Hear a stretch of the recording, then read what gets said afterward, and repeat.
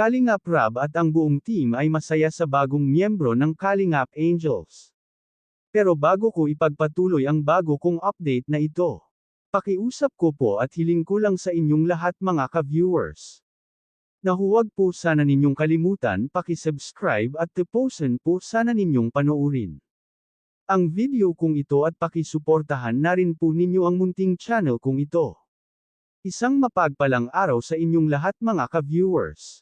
Kalingap Rab at ang buong team nito ay masayang-masaya sa bagong magiging miyembro at magiging katuwang ng Kalingap team sa pagtulong ng mga benepisyari ng Kalingap Rab. Masaya ang lahat sa bagong van na binili ng Kalingap Rab. Ito ay itinuturing na Babong Kalingap Angels. Lahat ay naging excited na sa magiging bagong service ng buong team Kalingap Rab na sa wakas ay may kapalit na ang lumang service van nila dahil sobrang luma na at maraming naring sira na ito at na-experience nga raw ng Kalingap Rab na magtulak ito para lamang makarating sa mga benepisyari ng Kalingap Rab at sa mga Kalingap Angels. Masaya ang lahat ng Kalingap Rab at ang buong team nito sa bagong van nila dahil malaking tulong nga raw sa kanila ito. Lahat makakasama na sa mga lakad ng Kalingap Rab. Wala nang may iwan dito at dagdag pa nga ng Kalingap team. Lahat ng benepisyari ay makakasakay na dito ang Kalingap Angels at hindi na raw sila kailangan magkukumute pag sila ay magkikita-kita para makapagbonding silang lahat. Kalingap team kampante na sa bagong van nila at higit sa lahat marami na silang matutulungan kahit malayo pa ito. Kampante na buong Kalingap Rab team sa bagong service van nila.